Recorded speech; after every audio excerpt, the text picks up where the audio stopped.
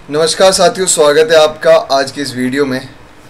काफ़ी टाइम से आप लोग वेट कर रहे होंगे ICAR नेट ARS SMS के नोटिफिकेशन का, और इस नोटिफिकेशन से रिलेटेड कुछ इन्फॉर्मेशन आपको बतानी है, कुछ इन्फॉर्मेशन शेयर करनी है। और इस वीडियो में हम कंप्लीट बात करेंगे कि ASRB नेट क्या होता है, ASRB नेट की एलिजिबिलिटी क्या है, कितने परसेंट नंबर आने पे आप क्वालिफाई करते हो, ये सब के बारे में। लेकिन उससे पहले इस बारे में हम बात करने वाले हैं जो आपके फ्रीक्वेंटली आस्क्ड क्वेश्चंस हैं और जिस पर्पज़ के लिए आपने ये वीडियो क्लिक किया है, और वो पर्पज़ है आपका कि इतना डिले क्यों हो रहा है सबमिशन, फॉर्म सबमिशन की डेट्स में और एग्ज़ाम डेट्स में, जबकि नोटिफिकेशन बहुत पहले रिलीज़ कर दिया गया था और उसके हिसाब से तो सितंबर में फॉर्म सबमिशन के लिए आ जाना चाहिए था और दिसंबर में पेपर की डेट्स दी हुई थी उनकी तरफ से। दूसरा क्वेश्चन अपन बात करेंगे कि ASRB नेट एग्ज़ाम कब कंडक्ट होगा, और तीसरा कि क्या जो सिलेबस में चेंजेस हुए हैं वो क्या क्या हैं और उनसे हमें कितना कोशिश रहना चाहिए। पहले क्वेश्चन की तरफ आते हैं, why there is delay in form submission even after notification release by ASRB। देखिए, हमने इस चीज़ का पता किया, हम एक बार ASRB भी जाके आए और वहाँ हमें प्रॉपर आंसर नहीं मिला, बिकॉज उन्होंने बोला कि जो भी जितनी भी इंफॉर्मेशन है वो हमारी वेबसाइट पे आ जाएगी। बट ओवरऑल यही पता चल रहा है कि कुछ मिनिस्ट्री की वजह से, मतलब जो हमारे शिवराज सिंह चौहान साहब हैं, वहाँ तक फाइल गई हुई है और उन्होंने कुछ डिटेल्स वगैरह मांगी है कुछ चीज़ों में कि इस जो हमारी वैकेंसी है उसमें क्या क्या क्लियरिटी होनी चाहिए, ये सब। तो उसकी वजह से थोड़ा सा अटका हुआ है मामला। और अभी जो हमारे प्रीवियस ASRB ने जो ARS के फॉर्म वगैरह निकाले थे उनका इंटरव्यूज़ भी चल रहा है, तो उस वजह से थोड़ा सा डिले आपको देखने को मिल सकता है। और उससे एक डिले और रीज़न भी है कि इस बार थोड़ा सा सिलेबस चेंज हुआ है। सिलेबस चेंज होने के लिए, पेपर वापस रीडिज़ाइन करने के लिए थोड़ा एडिशनल टाइम लग सकता है। लेकिन मैं आपको एक चीज़ बता दूँ कि ASRB की हिस्ट्री रही है कि जब भी वो एग्ज़ाम का नोटिफिकेशन रिलीज़ करता है उसके 1-1.5 महीने में पेपर हो जाता है। लेट्स से कल आपके पास नोटिफिकेशन आया तो आपका एग्ज़ाम 1.5 महीने के अंदर अंदर हो जाएगा। 90 days max to max 90 days हैं कि 3 महीने से ज़्यादा तो कभी लगाता ही नहीं है। और मोस्ट ऑफ द चांसेस में ये रहता है कि 1 से 2 महीने के बीच में पेपर हो जाता है। तो ऐसा मत मान के चलिए कि नोटिफिकेशन नहीं आया तो मैं तैयारी शुरू नहीं करता हूँ, या मैं एक्सटेंसिवली तैयारी नहीं करता हूँ, या मैं कुछ अभी थोड़ा टाइम ले लेता हूँ।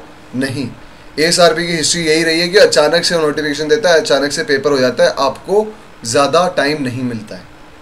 फिर ASRB नेट एग्ज़ाम कब कंडक्ट होगा, हमारे जो परसेप्शन है, जैसे हमने ऑलरेडी पहले भी बोला था कि ये information based on our view only. तो हमारे व्यू के हिसाब से एग्ज़ाम आपका जन के लास्ट में या फेब के फर्स्ट क्वार्टर में हो जाएगा, इससे लेट नहीं होगा। और जो आपके सिलेबस में चेंजेस हैं ASRB नेट को लेके, वो हर सब्जेक्ट की डिटेल PDF इस आपके वीडियो के साथ अटैच कर दी गई है, आप देख सकते हैं। और हर सब्जेक्ट वाइज को वो देखने भी चाहिए, क्योंकि स्लाइट मॉडिफिकेशंस उनमें हुए हैं, और स्लाइट मॉडिफिकेशन हुए हैं तो इस बार वहाँ से एग्ज़ाम में क्वेश्चन आने के चांसेस भी थोड़े कंपैरेटिवली ज़्यादा है। तो आई होप ये आपको इन्फॉर्मेशन क्लियर रही होगी। अब जो स्टूडेंट्स जिनकी बेसिक क्वेरीज रहती हैं कि ASRB नेट क्या होता है, वो लोग इस वीडियो को कंटिन्यू कर सकते हैं, बिकॉज हम नहीं चाहते थे कि इसको हम लास्ट में रखें और आपका टाइम, जो बंदे सिर्फ यही सुनने के लिए आए वो ज़्यादा टाइम अपना ख़राब करें। तो शुरू करते हैं हम बेसिक के बारे में। ASRB नेट क्या होता है?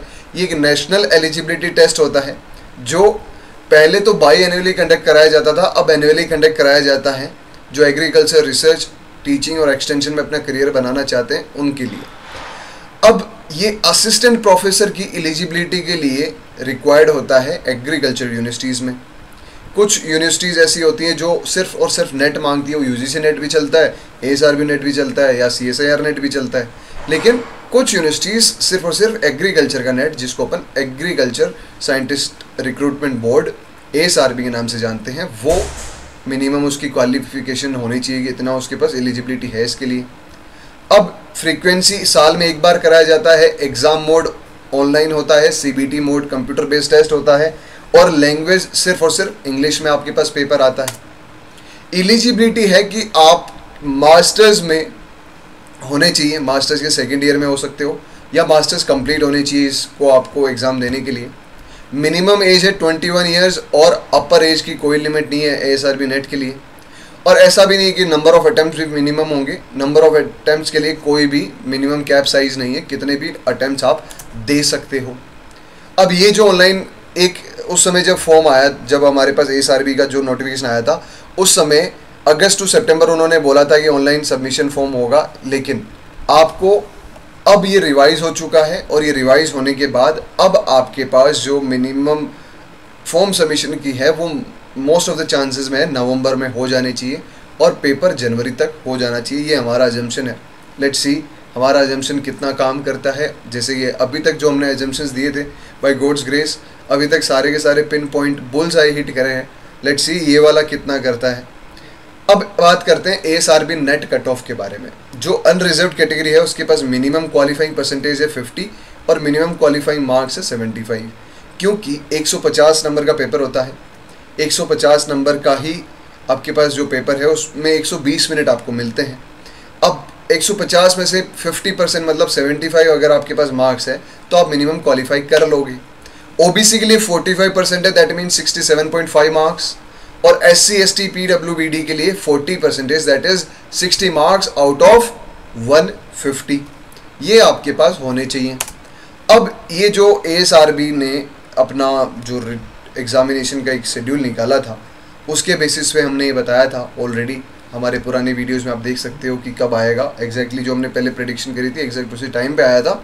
तो हम ये मान के चल रहे हैं कि इस पर्टिकुलर सिनेरियो में ज़्यादा लेट नहीं होना चाहिए और ये आपको देखने को मिल सकता है। जो students soil science JRF SRF और नेट स्पेशली ASRB नेट की तैयारी करना चाह रहे हैं और एग्रोनॉमी से नेट की अपनी तैयारी शुरू करना चाह रहे हैं तो हमारे बैचेस ऑलरेडी लाइव हैं। हमारा जो सिलेबस है वो 60 to 70% ऑलरेडी हो चुका है। इस पूरे सिलेबस में हम लाइव एंड रिकॉर्डेड आपको क्लासेस देते हैं, फुल लेंथ मॉक टेस्ट देते हैं, पूरे सिलेबस का कॉम्प्रिहेंसिव कवरेज जो आप सिलेबस लिस्ट में देखोगे उसके हिसाब से हम पढ़ाते हैं। PYQ एनालिसिस होता है। ASRB में सबसे बड़ी प्रॉब्लम होती है कि PYQs मिलते नहीं हैं, तो हम उस पर भी डिटेल डिस्कशन करते हैं। टॉपिक वाइज टेस्ट होते हैं, मंथली टेस्ट होते हैं, वीकली टेस्ट होते हैं और 1-on-1 मेंटरशिप भी आपको मिलती है। और इसी के साथ इसके अलावा ASRB नेट से रिलेटेड आपके पास कोई भी क्यूरीज हो, कब आएगा, क्या होगा, आपकी क्या सजेशंस है, आपके क्या व्यूज़ हैं ASRB को लेके, नेट को लेके, या आप अगर कोई भी चीज़ों में इंटरेस्टेड है तो आप कमेंट सेक्शन में लिख सकते हैं, या अगर आप बैचेस में इंटरेस्टेड हो डायरेक्ट नंबर आपके पास दिए हुए हैं, आप नंबर से हमें डायरेक्टली कॉन्टैक्ट कर सकते हैं। इसी के साथ इस वीडियो को एंड करते हैं।